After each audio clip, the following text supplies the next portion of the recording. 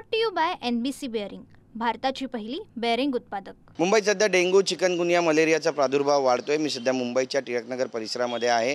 इथला टिळकनगर त्यासोबतच चेंबूर आणि गोवंडी आसपासचा परिसर जो आहे तो सध्या डेंग्यूचा, मलेरियाचा हॉटस्पॉट बनतोय की काय अशी चर्चा सुरू झालेली आहे। नागरिक दहशतीत आहे, ठिकठिकाणी घाणीचं साम्राज्य आहे। सांडपाणी कशा पद्धतीने वाहते ते देखील आपण पाहतोय।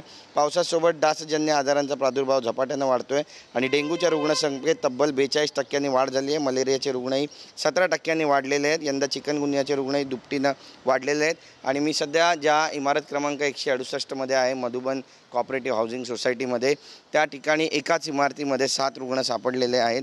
नागरिक प्रचंड दहशतीखाली आहे आणि महानगरपालिकेला वारंवार पत्रव्यवहार करून देखील कुठलीही दाद या नागरिकांना मिळत नाही आहे। त्यामुळे सगळे हवालदिल झालेले आहेत। आपण थेट त्यांच्याकडे जाणार आहोत। काका, काय नाव तुमचं? आणि Avinash Sawant, Madhuban cooperative housing society. आमच्याकडे डेंग्यूची साथ बरीच आहे। म्हणजे आमच्या बिल्डिंगमध्ये जवळजवळ 7-8 पेशंट आहेत। माझा मुलगा आता म्हटलं हॉस्पिटलला ॲडमिट आहे। हे माझे शेजारी संभाजी शेलार, ते ह्यांचे वडील आणि हे स्वतः आजारी आहेत आणि आता ते तुमच्याशी बोलतील। काय झालं? नमस्कार, माझ्या घरात मला एक 10-12 दिवस झाले चिकनगुनिया झाला होता। अजूनही विकनेस आहे। वडिलांना डेंग्यू झालेला आहे, त्यांनाही विकनेस आहे आणि आमच्या इथे सतत घाण असते। त्यामुळे माझे 2 महिन्यापूर्वी माझा मुलगाही डेंग्यू झाला होता त्यांना, तर तोही जवळजवळ 15 दिवस घरीच होता। स्टुडंट आहे तो ॲक्च्युली। सर, खूप त्रास होतो आमच्या सर्व बिल्डिंगमध्ये। खूप यांच्याही घरात काही दिवसापूर्वी यांच्या मिसेसना त्यांना डेंग्यू झाला होता। सो बिल्डिंगमध्ये कोण ना कोण सतत आजारी आहे डेंग्यूमुळे आमच्या। तुमच्याही घरामध्ये कुणाला डेंग्यू झालाय का? आणि महानगरपालिकेला काही सूचना केल्या आहेत का किंवा पत्रव्यवहार झालेत का? वारंवार पत्रव्यवहार करून सुद्धा महापालिकेने कधी ती दखल घेतली नाही। 2 वेळा गटार साफ करण्यासाठी गाडी आली, परंतु ते काय कायमस्वरूपाचं सोल्युशन नव्हतं आणि त्यामुळे हे प्रत्येक दिवशी गेले 6 महिने ही दुर्गंधीपासून आम्हाला भरपूर त्रास होत आहे। नक्कीच, इथेही काही लोक आपण त्यांच्याशी बोलणार आहोत। अशीच काही समस्या तुमच्या पण घरात? ये अभी कम से कम ये 1.5-2 साल से हमारा प्रॉब्लम है। म्यूनसिपालिटी पे कंप्लेंट भी दिया है, कोई कुछ इधर कुछ रिस्पॉन्स नहीं दे रहा है इसका। नक्कीच आपण पाहतोय की बऱ्याच समस्या आहेत आणि तुम्ही सुद्धा बोलणार, तुम्ही पण आजारी दिसताय, काय म्हणाल?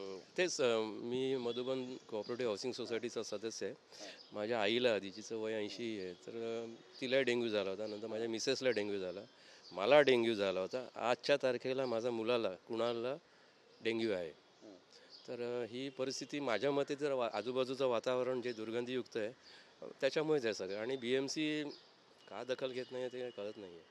नक्कीच आपण पाहतोय मागच्या वर्षीचा जर आकडा पाहिला तर जानेवारी ते ऑगस्टपर्यंतचा डेंग्यूचा जो आकडा आहे तो जवळपास 1997 वर होता। मात्र आता जी आकडेवारी समोर आली आहे ती 2319 वर पोहोचलेली आहे। वाढ होते आणि त्यामुळे महानगरपालिकेनं तातडीने यावर उपाययोजना आखणं तितकंच गरजेचं आहे, कारण नागरिक हवालदिल झालेत आणि आजारांचा जो प्रादुर्भाव आहे तो सुद्धा मुंबईमध्ये वाढताना पाहायला मिळतोय। यावर नेमका तोडगा काय असणार आहे पाहणं महत्त्वाचं ठरेल। कॅमेरा पर्सन संतोष कदमसह Girish Gaikwad, TV9 Marathi, Mumbai. Brought to you by NBC bearing, भारताची पहिली बेअरिंग उत्पादक।